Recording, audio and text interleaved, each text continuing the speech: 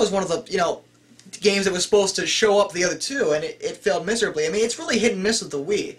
I think if you're a really casual gamer, and not looking for buying games on a near constant basis, the Wii's probably good for you. And then you got Virtual Console.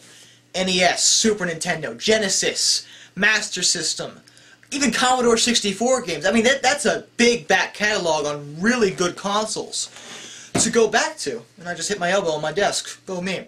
Anyway, so, I mean, there's that, but, like, with the Virtual Console, I have a gripe, though. There's a lot of games that I think should be in there that really aren't. Last time I checked, maybe they changed it, I don't know, but last time I checked, the original Star Fox isn't on the Virtual Console, at least here in America. Why?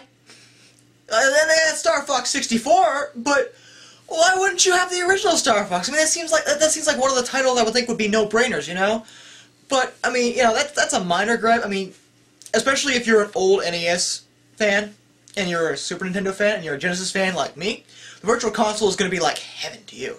And there's even WiiWare, they got original titles too. So, the Wii's definitely got a huge back catalog to go back to. Which, that's good. Like I said, the cons of the Wii, it just doesn't, I mean, one developer called the Wii two GameCubes duct taped together. I wouldn't go so that far, but it definitely is lacking in the HD department. It's not an HD console. It just isn't. But graphics don't make a game. Graphics are probably, to me, the least important part of a game, and the point is, are you having fun? And the Wii is probably one of the more fun consoles. I mean, it's user-friendly, and yeah, it doesn't have as many games as we would like it to have, but the few games it does have are awesome. So, I mean, if you're a casual gamer, and you're looking to the cheap route, you're looking for a game that you can play with friends, having fun, that type of thing, I think the Wii is the best way to go. 360, my favorite one of the entire three consoles. It's the 360's my console right now. And I know a lot of you are thinking, well, what about the Red Ring of Death? Let me try to dispel any stories you've heard about the Red Ring of Death, because I think the whole thing is a little bit over-exaggerated now. It wasn't before. But now I think people are being a bit too hard on the 360 and Microsoft in terms of the Red Ring of Death. The Red Ring of Death was a problem. But now, it's subsiding. And it's subsiding pretty rapidly. Microsoft inserted a new chip. I think it's called the Jasper chip or something like that. I don't really remember. But in the new arcade models of the 360, they're supposed to keep that from happening. Or at least get it down to a 2%, 3% ratio, which is probably about as much as the PS3's infamous, yellow light of death. So, and if your console does Red Ring, it doesn't matter if you have a warranty. If you call up Microsoft's helpline and tell them your console has has a red circle 3/4 of the way full, the person there's usually going to know what you're talking about. They did when I called, because mine Red Ring once. They send you the box, the tape, the instructions for putting the 360 in the box. You take your hard drive off, you take your wireless adapter off if you have one, you take everything out of your system, you put just the core thing in there, you put it in the box, you tape it up, you put a little sticker pre-addressed on the box, you take it to a UPS store, and it's shipped off, and it usually comes back to you in 2 to 3 weeks. Sometimes more than that. With me, it came back in under 2 weeks. Maybe I got lucky. And they send you a brand new console. I know it wasn't my console I got back. They send you a brand new 360 for free. For free. And yes, I am well aware that Microsoft really fucked up when it comes to the Red Ring. But when it comes to fixing the problem, when it comes to, trying to make amends for their royal fuck-up, I'm pretty sure Microsoft did the best possible thing. I mean, I remember when my original PS2 conked out on me because it had a faulty laser, and it was not my fault, that was Sony's fault. Sony wanted to charge me $100 to have that thing sent off and fixed. Microsoft charges me nothing. I'm gonna vote for Microsoft in terms of who did a better job at correcting their fuck-up. I mean, to be fair, they were forced to do that, from lawsuits and stuff like that, but, at least they're doing it. And like I said, if you buy a brand new 360 right now, the chances of it red ringing are relatively slim. That being said, What are the pros and cons about the 360 that don't have to do with the Red Ring? Well, pros. Game library. I love the 360's game library. It has probably some of the better exclusives. It has a huge, wide variety of games for you to pick and choose what you want to play online. It costs $50 for a year. That's less than what the actual games cost brand new.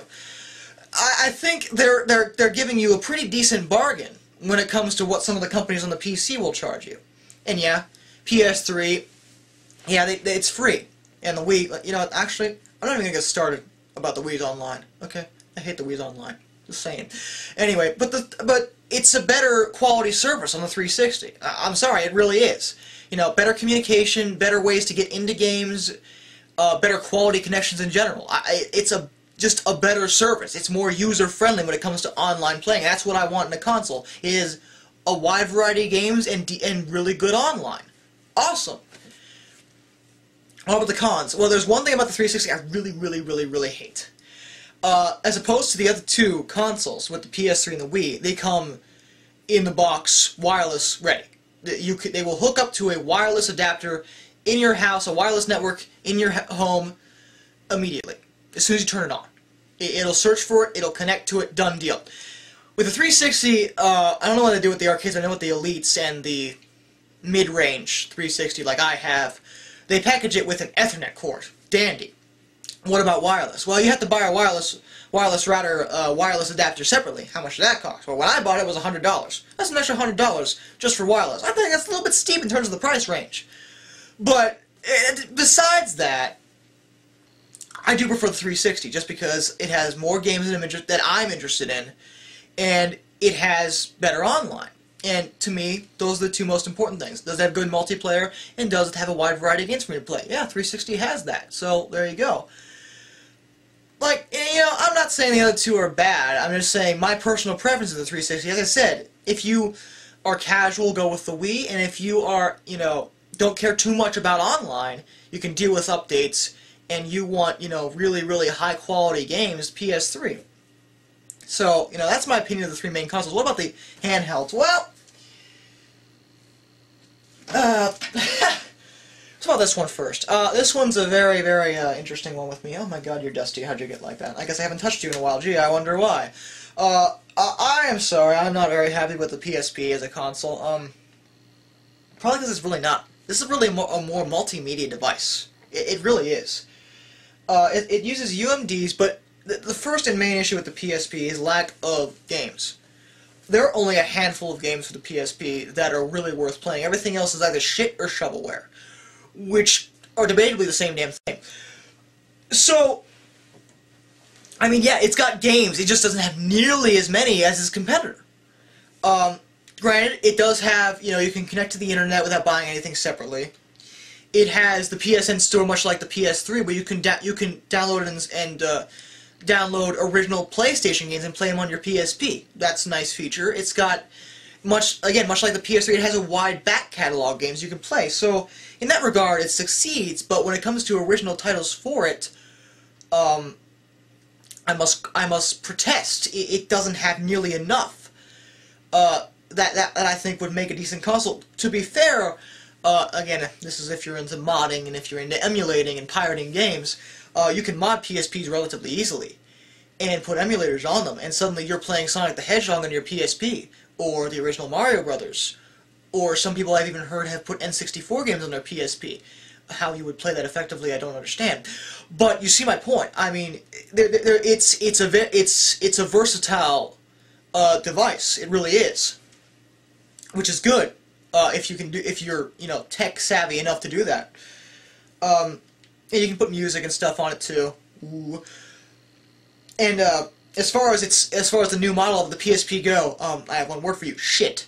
Okay, we're gonna put out a new PSP model. We're gonna make it uncompatible with all the PSP games. What? Why would you do that? I'm sorry, but people, you know, people like to play these. You know, people would like to, you know, be able to turn this in and get the PSP Go, you know, for a cheaper price and be able to play their UMDs. But no, because, you know, that would have been smart. Yeah, see, okay, you have a smaller console. It's fold up. It's nice, you know. But now you have to download everything, and yeah, you can go back and download the PSP games that that you can't play anymore with the UMDs, but then you have to pay for them again. That's ridiculous. I'm sorry. The PSP Go is something that I have no interest in ever owning. It's no longer a game console. It's now a multimedia device. Officially, I don't consider the PSP Go a handheld gaming system at all. But I mean, the PSP, if you want like multimedia stuff, and if you're okay with downloading the vast majority of the games you're going to want to play, the PSP isn't bad. Oh, by the way, one minor note. This is not an analog stick. This is what we call the top of a thumbtack that is pretending to be an analog stick. Just saying. I find most games unplayable with that blasted thing.